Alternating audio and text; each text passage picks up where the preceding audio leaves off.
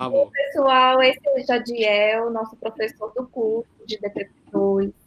E aqui, nessa parte do painel de depoimentos, vai contar para a gente como foi a experiência dele de médico tornar-se paciente.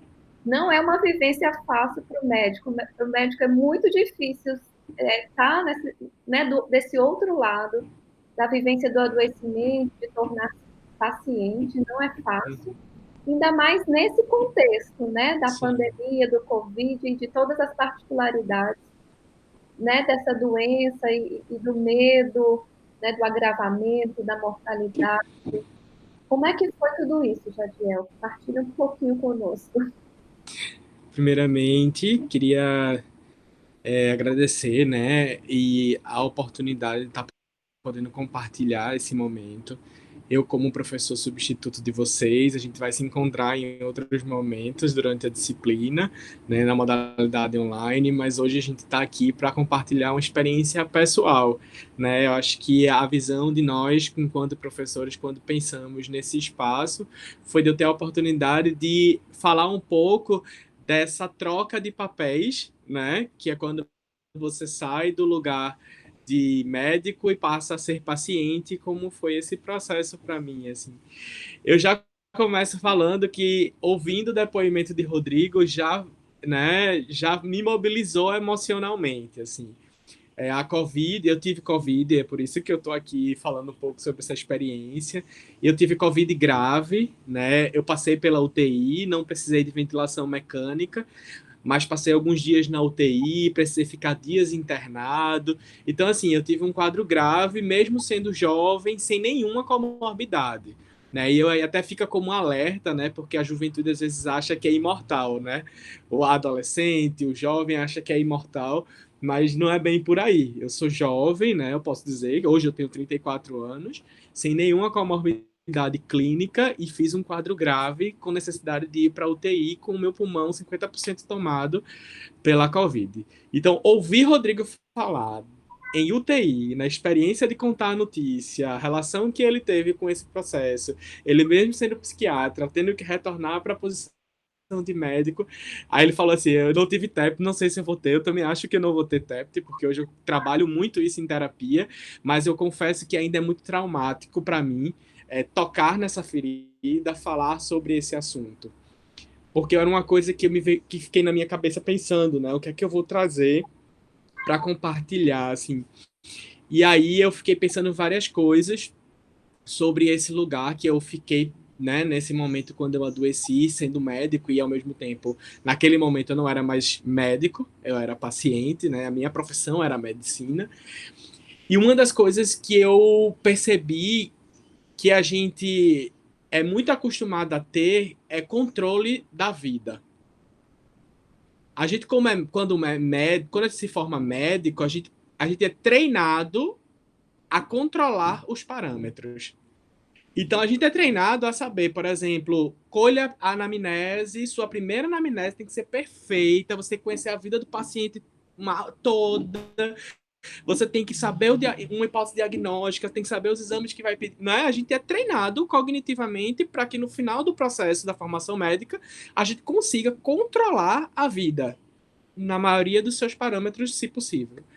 E esse foi o primeiro choque, né? Quando eu fui para o lugar de paciente e paciente de Covid, Carla, eu percebi que eu não controlava mais nada, né? Não, a pessoa não sabe como é que vai ser, né? Não, não, Vai ser leve, não é tão difícil, né? É realmente isso, difícil.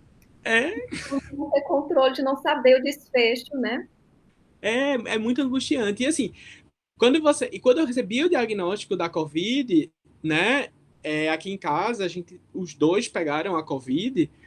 Então a gente ficou assim meio que tipo, ok, vamos torcer que seja leve porque a gente é jovem. Até que por um excesso de precaução, eu tinha um oxímetro em casa que minha amiga que trabalha na UTI, ela me emprestou. Num sábado pela manhã, eu tinha acordado sem febre, eventualmente, coloquei o meu dedo no oxímetro como de rotina e tava saturando 92%. Aí liguei para essa minha amiga, ela me pediu para fazer alguns testes e realmente ela disse vá para emergência. né? Então, assim, naquele momento eu fiquei pensando, não sei o que vai acontecer comigo, né? Fui para urgência, aí colhi gasometria, colhi alguns exames, e aí a médica, muito simpática, muito tranquila, conversou comigo e resolveu me internar. E essa minha amiga, por trabalhar lá na UTI desse hospital que eu fiquei internado, junto com um outro colega que é pneumologista, acho que médico tem muito disso, amigo de várias especialidades, discutiram o meu caso e resolveram me levar para a UTI. Realmente houve necessidade, né? Porque eu precisei de oxigênio suplementar, monitorização, enfim, por ter sido um quadro um pouco mais grave. Então, assim, eu acho que o primeiro aprendizado que eu tirei, e eu carrego isso hoje para minha vida como pessoa, nem só como médico, é que eu não tenho controle sobre o futuro, né? Que é a coisa da ansiedade, né? O mundo é acostumado a viver controlando o futuro, né? Eu trabalho para ser médico, para no futuro, quando eu for médico, né? Vocês que estão participando do painel, aí eu vou planejar para poder fazer a minha residência ou não, eu vou trabalhar em tal lugar. Então a gente vive uma vida planejando o futuro e esquece de olhar o caminho que a gente está trilhando, né? E quando você entra em contato com essa doença, é meio que assim, bom, realidade. Expectativa versus realidade. Realidade, você não controla mais nada. Eu lembro que a minha sensação quando eu estava internado era assim: o pneumo me deu fez um, como médico, né? Fez todo um panorama. Ele disse: olha, do dia tal vai ser assim, da tal dia a gente vai começar tal remédio, tal dia é pior, tal dia é melhor. Ele passou todo o histórico que hoje, já, na época que eu tive, foi final de junho, eles já estavam bem experientes com Covid. Assim, isso foi tão impactante para mim, porque todo dia surgia uma coisa nova, né? Ao ponto, como eu sempre digo, de eu ter que ficar parado, porque se eu levantasse para escovar o dente, eu cansava, sentia falta de ar, e às vezes a falta de ar era muito grave. Então, assim, todo dia eu dizia assim: o que é que vai acontecer comigo? Não sei. Eu vou continuar aqui, né? Eles falavam: se você precisar de mais oxigênio do que você está usando, a gente vai ter que voltar você para UTI. E acreditem, o ambiente do TI não é um ambiente bom. A gente, assim, como quando a gente é médico, né? Eu lembro que o Rodrigo agora falou assim: não, eu até gosto mais do ambiente controlado do que uma emergência, né? Para o médico talvez tenha um outro significado, mas para a gente que é paciente, estar na UTI é muito ruim. Você está sozinho, você não tem. A UTI é completamente fechada, você na sua frente tem alguém entubado, do outro lado tem alguém com alguma outra coisa. Então, assim, um turbilhão de sensações e emoções permeiam a cabeça da gente nesse momento. E aí eu comecei a entrar em contato com essa realidade que a gente fala tanto quando a gente fala de tratamento de ansiedade, né? A gente diz assim: minha gente, a gente tem que ser mais tolerante com a incerteza, né? Tem que aprender a ser mais tolerante com a incerteza. E eu acho que o primeiro aprendizado que eu tirei, tanto como paciente como quanto médico, é que eu preciso ser mais tolerante com o fato de que eu não posso controlar todos os fatores e todos os parâmetros. Eu apenas posso fazer a minha parte, né? No juramento de Hipócrates, né, que a gente faz, uma parte diz mais ou menos assim, né? Quando você não puder curar, que você ajude e alivie a dor dessa pessoa.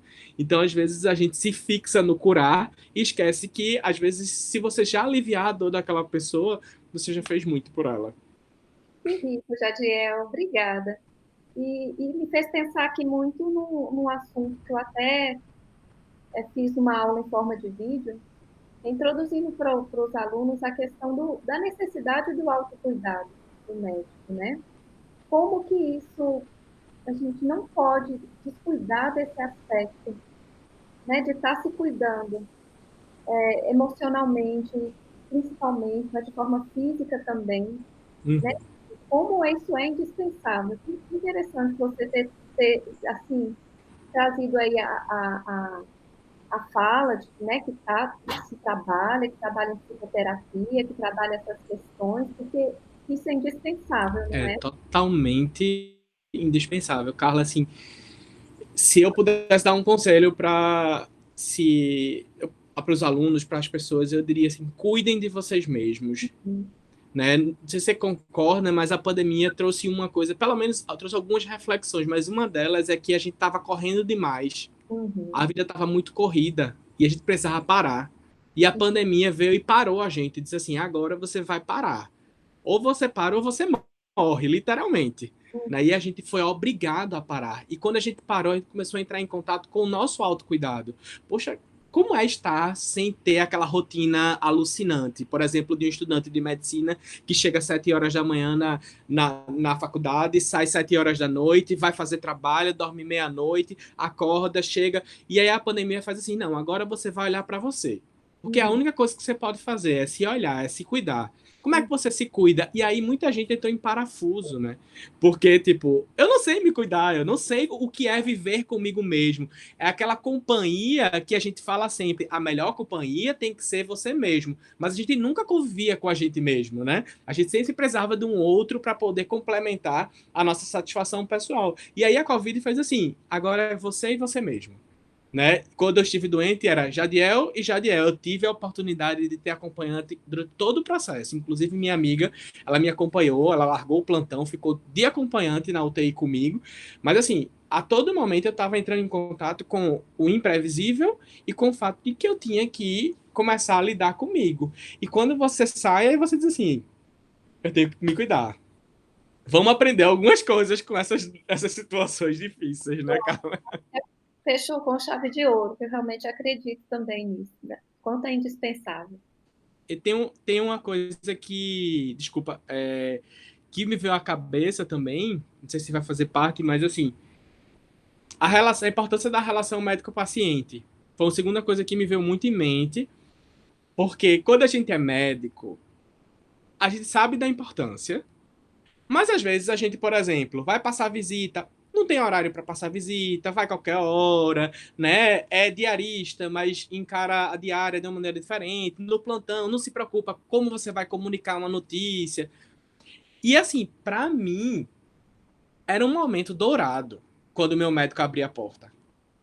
Assim, a gente fala muito, e não é colocando o médico numa hierarquia superior, qualquer pessoa, mas assim, a pessoa que eu me vinculei enquanto cuidador do meu processo do adoecimento, eu parava e fazia assim, sabe? Aquela coisa de tipo, chegou a pessoa que vai me ajudar, que vai me curar, me tirar desse lugar. Então eu ficava ansioso para dizer para ele o que eu senti durante o dia. Então, assim, gente, quando vocês estiverem no processo de cuidado de outras pessoas, lembrem-se da importância que vocês têm de tratar com respeito, responsabilidade. Às vezes, um horário, quando você determina assim, olha, chegarei às 2. Saint-Exupéry, no Pequeno Príncipe, tem uma parte do trecho também que ele diz: quando você diz que chegará às 4, desde as 3 já ficarei ansioso, porque saberei que serei feliz. Não é assim o texto, mas o que ele quer dizer é mais ou menos isso. E é mais ou menos isso, assim, às vezes a gente diz, eu marquei de 3, mas eu posso chegar de 5, não vai fazer diferença, eu vou ver o paciente do mesmo jeito, ele está monitorado, mas para o paciente faz total diferença. Eu lembro no dia da minha alta, que eu ficava assim, que horas são? Que horas são? Que horas são? Ele disse, olha, daqui a pouco eu estou chegando, o que é daqui a pouco? Então, assim, esse cuidado com o outro, esse vínculo terapêutico, e aí eu vou citar de novo Saint-Exupéry, com um pequeno príncipe, tu te tornas eternamente responsável por aquilo que cativas. Tá,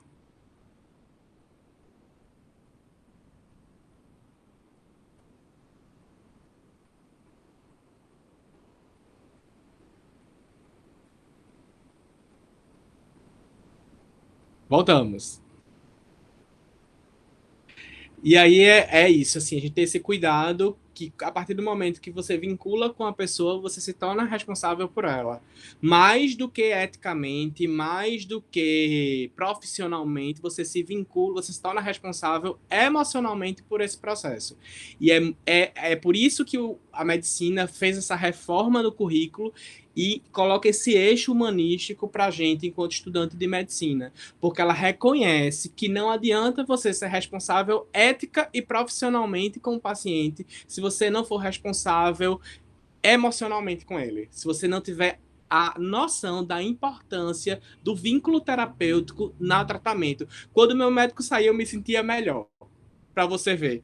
Dr. Tácito Medeiros, que foi professor da nossa universidade, hoje está aposentado, ele me ensinou muito durante a residência. Ele dizia uma coisa, ele dizia para todos os residentes, do jeitinho dele, um idoso bem, bem rigoroso. Ele dizia assim, a relação médico-paciente, ele citava Balint, né? É terapêutica.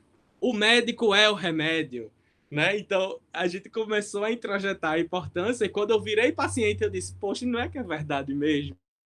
Não é que é verdade que a gente é remédio, né? A gente é tratamento no processo.